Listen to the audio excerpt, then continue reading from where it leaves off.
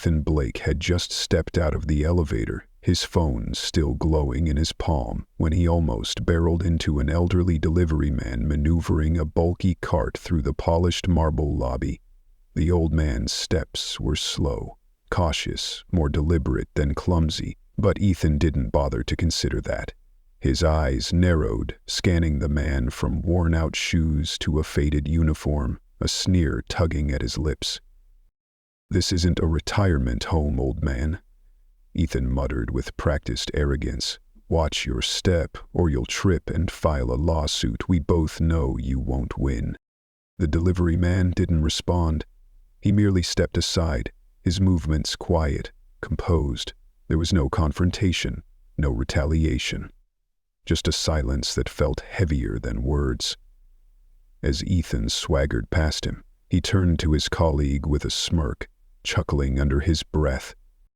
"Feels like ghosts are roaming around King Lion today," he said, unaware of the sharp eyes now watching him. The old man's gaze followed Ethan. Calm, distant, calculating. There was a time when he walked these halls with pride, when people greeted him by name. Now, no one looked twice. His presence was invisible, like background noise in a place once built on his vision. A box marked with the bold King Lion logo sat on the floor beside the cart. As the wheels rolled forward, one scraped across the lion emblem, leaving a faint scratch. A small wound on a symbol that used to stand for honor and legacy. In his mind, a familiar voice echoed. Deep, weathered, unmistakable.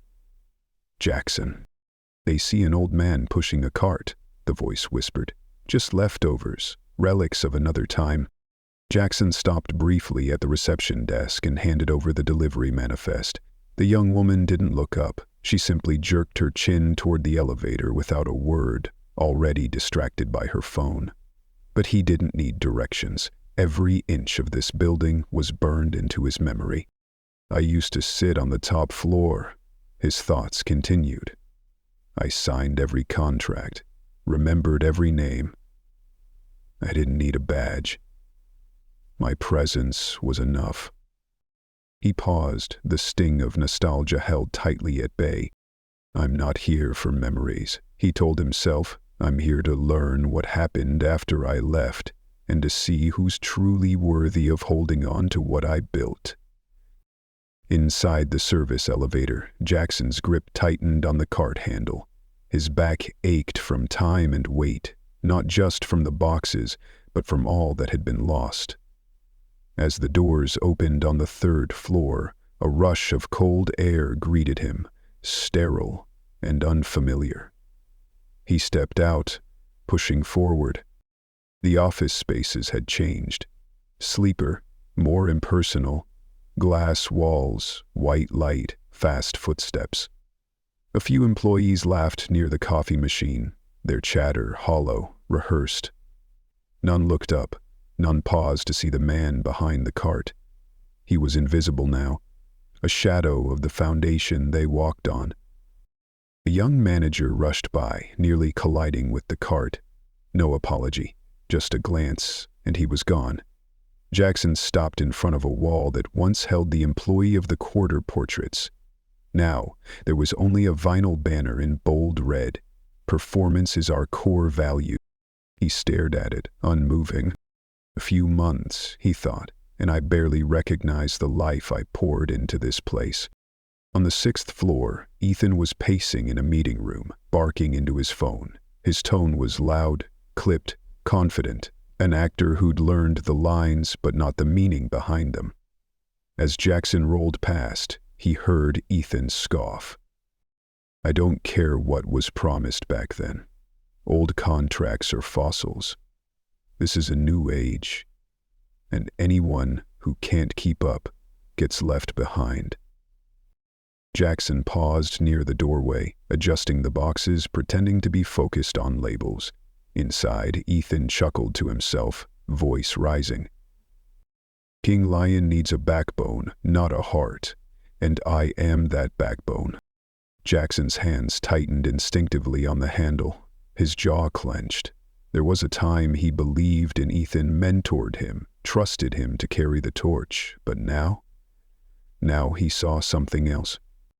Some visions, Jackson thought bitterly, look brilliant on paper until you meet the man who wrote them. And with that, he moved on. Jackson stood still in front of the break room wall, staring at a bold new slogan plastered across the plaster, like a warning rather than inspiration. Work faster, think less, deliver more. The words, sharp and unfeeling, seemed to echo in his chest like a slow drumbeat. A man in his 50s entered behind him, gave Jackson a quiet nod, then inserted coins into the vending machine, retrieved a bottle of water, and left without uttering a single word. In the past, such a moment might have sparked a small exchange, a smile, a joke, a memory. But not now. Silence had taken over where camaraderie once thrived. Jackson's thoughts stirred. This used to be a company built on people, on community. Now it's a place where even breathing too long feels like a risk. His heart felt heavier with every step. These weren't just cosmetic changes or new slogans. They were signals, each one colder than the last. They marked the slow erasure of something human. Back at the main warehouse, a group of drivers stood gathered near the bulletin board. Their posture was rigid, their faces drawn tight. Tension filled the air like static before a storm. One man threw up his hands in frustration. 3 more of us just got our hours cut. No warning, no explanation. Another man, older, with flecks of gray in his beard, spoke quietly, hurt in his voice. They've been with the company 20 years. 1 late delivery and they're disposable. Jackson stood just outside their circle, listening, silent, observant. The kind of silence that carried weight. A young manager in a fitted blazer stepped out of the office, his voice too polished, too forced. If anyone's got a problem with the new policy, my door's always open, he said. But no one answered.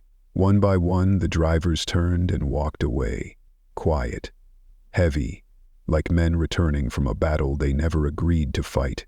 Jackson's inner voice echoed louder now. They're not being removed because they failed. They're being erased because they don't fit the new definition of efficiency. And the ones in charge, Ethan included, don't even flinch. His hand gripped the cart tighter. There was no fury, no fire, just a slow, spreading chill that wrapped around his chest. By day's end, Jackson rolled his cart through the administrative wing. The hallway that once celebrated people, lined with framed photographs and thank you notes, now displayed KPI dashboards and quarterly revenue targets. A misplaced box blocked his path, and as he bent to move it, he heard a familiar voice. No, I don't care what we promised them. They're employees, not family. Ethan barked into his phone. If they can't keep up, it's better they leave. Jackson lowered his head and kept moving, but every word cut deep. Ethan had become everything Jackson once fought against, a man of speed, not of soul, and the betrayal wasn't subtle anymore. It was personal. That night, Jackson arrived home to his modest apartment with a plan beginning to form in his mind. He reached inside his coat, pulling out a small camera he had hidden earlier that morning.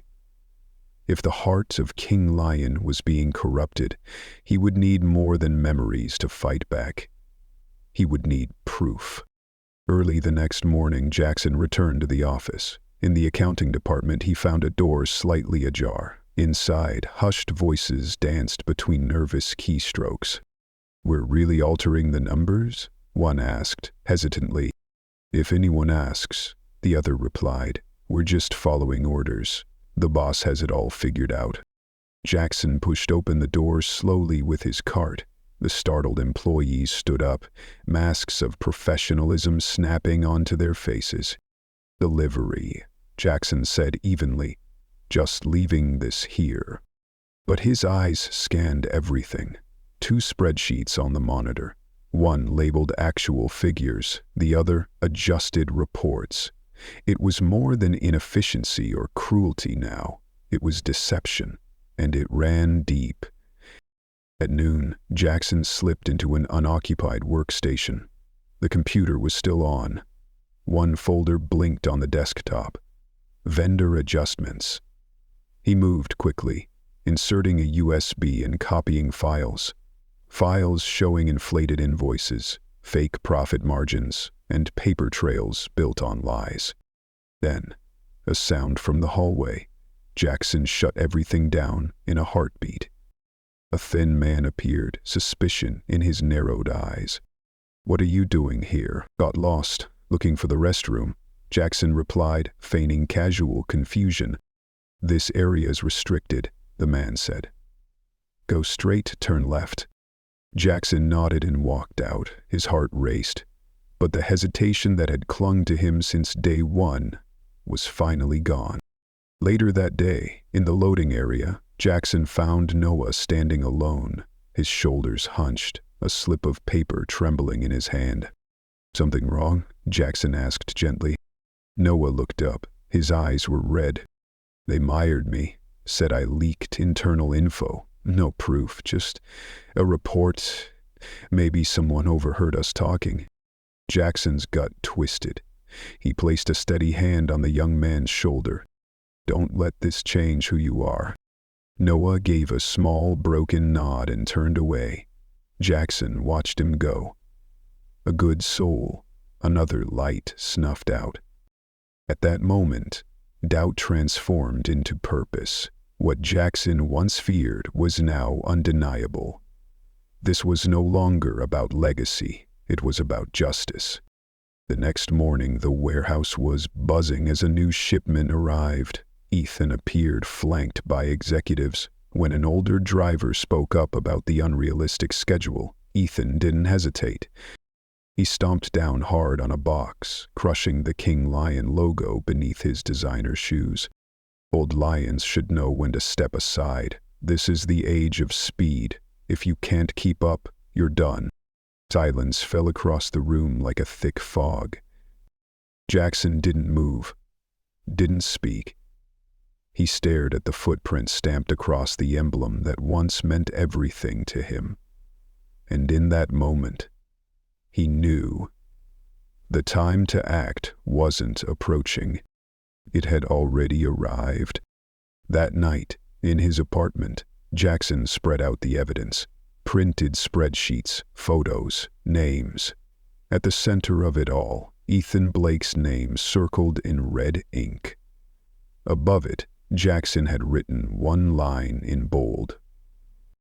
No more doubt, only the plan. He opened the footage from his hidden camera. Ethan stomping the logo.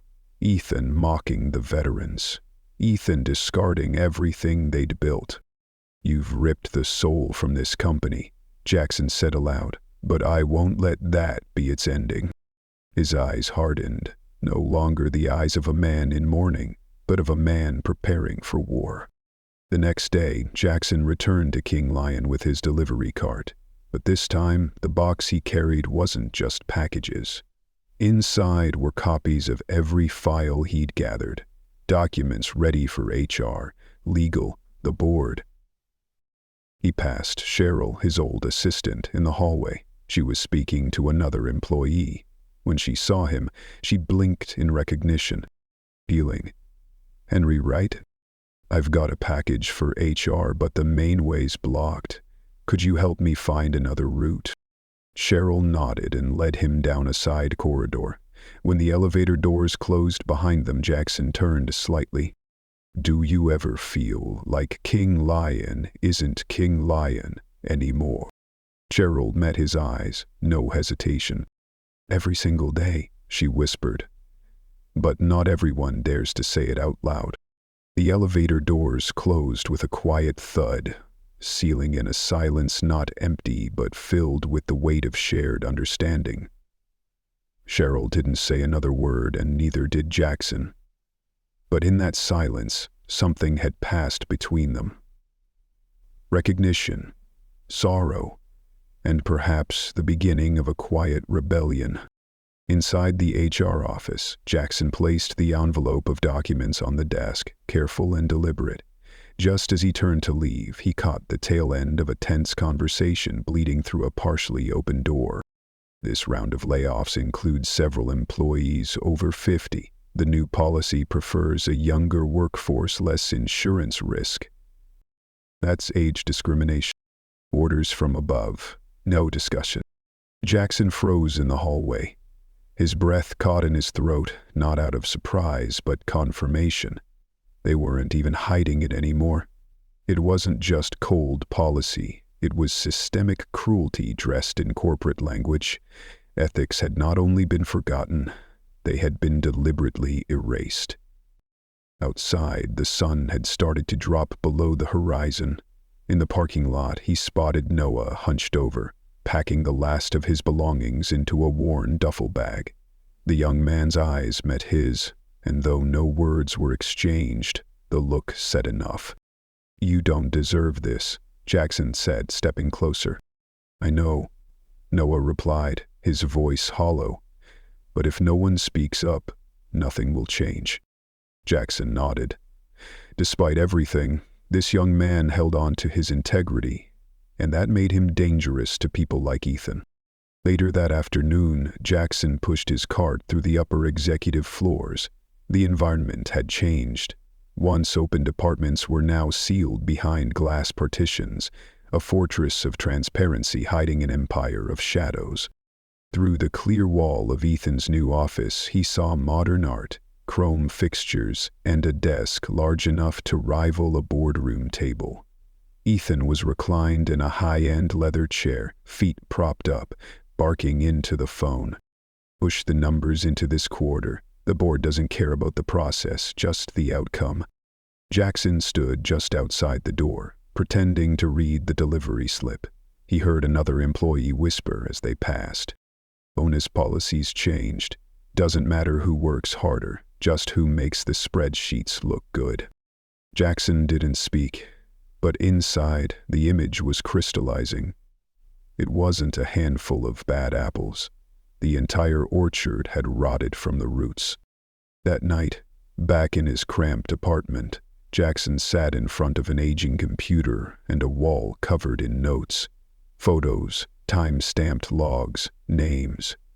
Each one a scar on the company's conscience. The video from that morning replayed on the screen. Ethan's voice, the layoff list, the term younger workforce. Jackson pinned a new page to the board. Bold red letters read, "The problem isn't just Ethan, it's the culture he built." Flipping through the old employee rosters, Jackson noted something chilling. Most of the names he remembered, the loyal ones, were gone, crossed out, erased. Only a few remained. He circled one name, Noah Taylor. Beside it he wrote, "The last one with a heart." The next morning, Jackson returned with a new delivery. Inside the box, more damning evidence. The USB drive in his coat now held something far more dangerous. At the accounting office, the door was once again left ajar, and just like before, the system was vulnerable. Jackson stepped in. The folder of end adjustments was still there, but now something new, a wire transfer sheet linking company funds to a shell corporation with no legitimate business record. He copied everything. Before leaving, he stuck a note inside the folder. Suspicious transfer, possible laundering. He pulled out just in time. A manager passed by, and Jackson smoothly transitioned back into the role of delivery man. At midday, Jackson stood quietly in the delivery bay. A gleaming Porsche pulled into the executive parking lot, its surface glistening like arrogance in sunlight. Ethan stepped out, laughing on his phone. "Just got it yesterday, didn't need financing, this quarter's bonus covered it." A driver nearby muttered, "We're told to tighten our belts, while he buys a new car every quarter." Jackson's reply was soft, but razor-sharp. "They only tighten the belts of those without a voice." The driver smirked bitterly. "Ain't that the truth?" Later that afternoon, Jackson ran into Linda, his former assistant, once a sharp and thoughtful ally. She looked tired now, worn down by paperwork and unspoken regrets. "Sorry," she said, signing for the delivery. My head's been all over the place. The company seems heavier these days, Jackson offered. Linda sighed. I sign 10 terminations a week now. Good people, loyal. Once they pass 45, they're suddenly not a cultural fit. Jackson's voice lowered. Have you ever thought this isn't King Lion anymore? She met his gaze. Long and silent. For the first time, she said, I think King Lion left when its founder did. Now all that's left is a name on a door. That night, Jackson reviewed the footage of a finance department argument. Voices panicked, ethics drowned beneath pressure. If we adjust the report, who's gonna question it? Just follow Ethan's directive. Pretty numbers, pretty seats. He logged every name, every timestamp. Then his burner phone buzzed. They know someone's watching. Be careful. Jackson looked around. The shadows in his room suddenly felt closer. His hand curled around the phone. So, Ethan's getting nervous, he muttered. He opened a drawer. Inside, a plain baseball cap. Henry's not done yet. The next morning, a loudspeaker summoned all employees to the main hall. Jackson quietly slipped into a small observation room, peering through the glass. On stage, Ethan stood flanked by his hand-picked team. We're restructuring to guide this company forward. If you can't adapt, this is no longer the place for you. Jackson's camera caught every second, every hollow word. Ethan was writing his own confession, arrogance spilling from his lips like poison. After the meeting, Jackson encountered Noah again, this time near a truck with missing inventory. There should be 500 units, only 350 arrived. You report it? Yeah. Manager told me to log what the system says. Don't make trouble. This happened before. 3 times. The last guy who said something got fired. Jackson nodded grimly. Then it's not a mistake. It's a system. He logged the note. The final piece was in place. That afternoon, Jackson made his last ascent to the executive floor. This time, no disguise. Inside the box, the full truth. Financial fraud, age discrimination, verbal abuse. He entered Ethan's office as Ethan laughed over the phone. The old suppliers still whining? Cut him off. New rules or get out. Jackson placed the documents on a nearby shelf, deliberately brushing Ethan's desk to activate the screen. Ethan turned. What are you doing at my desk? Sorting documents by department. I've seen you. You've been snooping around accounting. Jackson stayed calm. Just bumped the desk. The screen lit up on its own.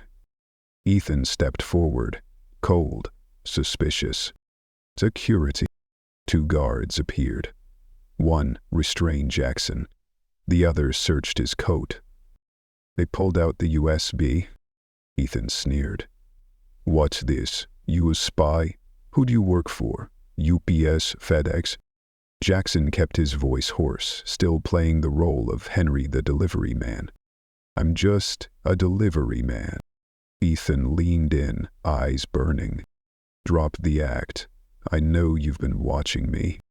Ethan turned to the guards with a twisted grin. Take him to the lobby. Let everyone see what happens to traitors. Jackson was escorted out. Hands held, shoulders straight. He walked not like a man defeated, but like someone who had already played his next move. Inside, his resolve was calm, unshaken. The real truth was still hidden. The real plan still unfolding. As the guards led him through the halls of the company he had once built, employees began to pause. Heads lifted from keyboards. Conversations stopped. People leaned out of their cubicles. Some recognized him as the quiet delivery man who had smiled at them every morning. Others remembered the whisper of something more behind his eyes. In the main lobby, Ethan stepped forward into the center of the crowd like a self-appointed executioner, raising the USB drive and pen camera high above his head. "And this is what happens to those who plot against King Lion," he declared, his voice booming. "This man, Henry Green, was caught stealing confidential data." A hush fell.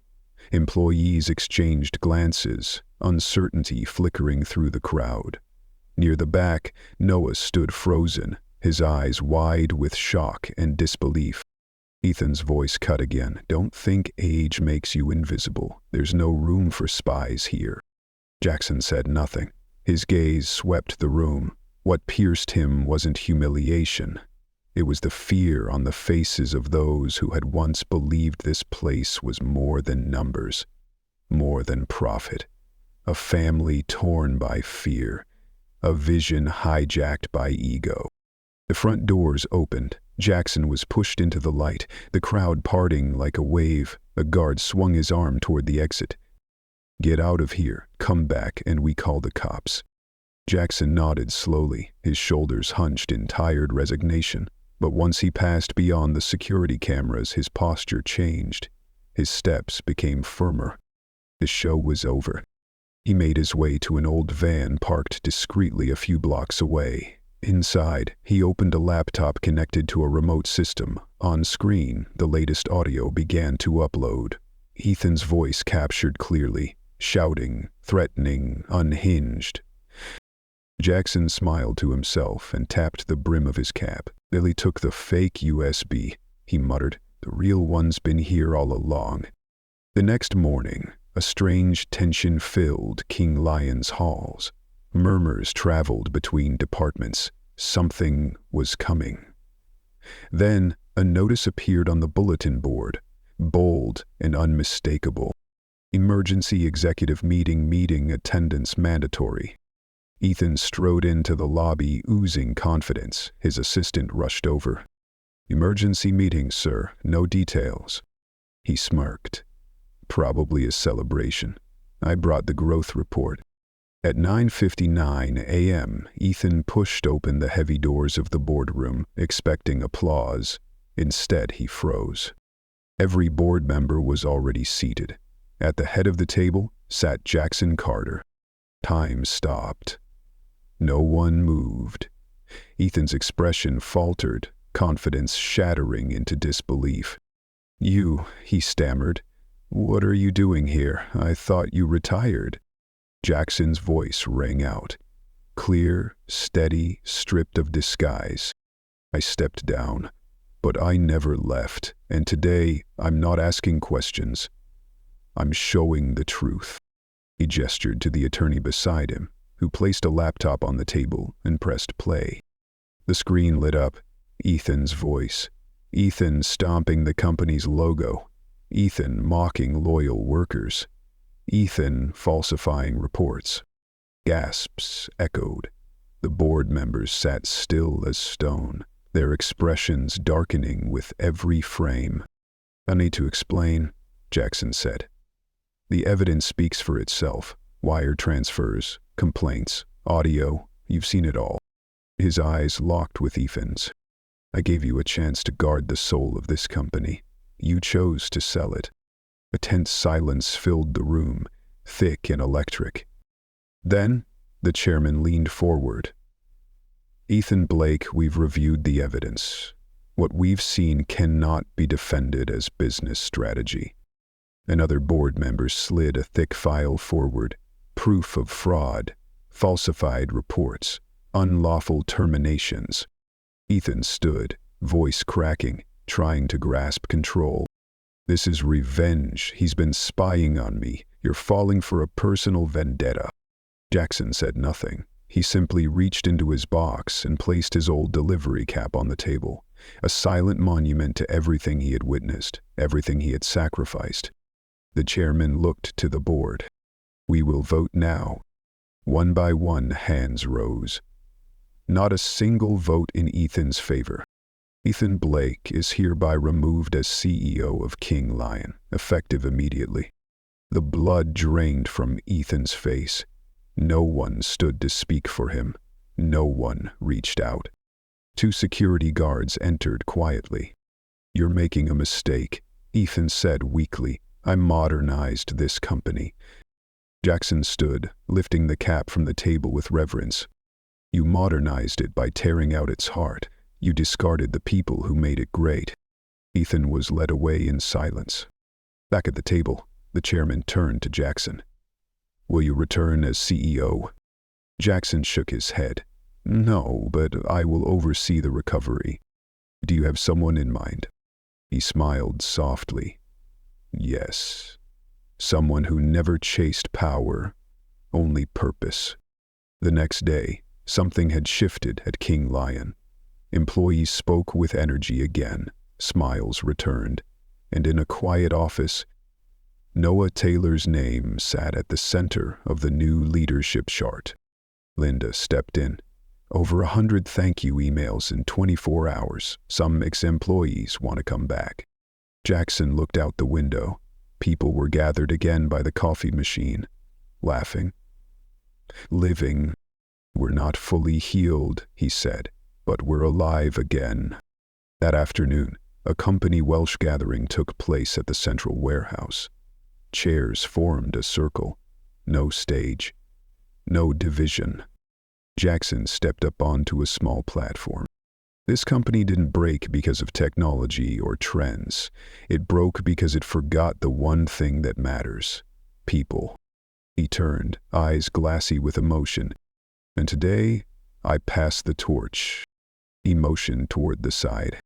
Noah Taylor stepped forward, nervous, hopeful, determined.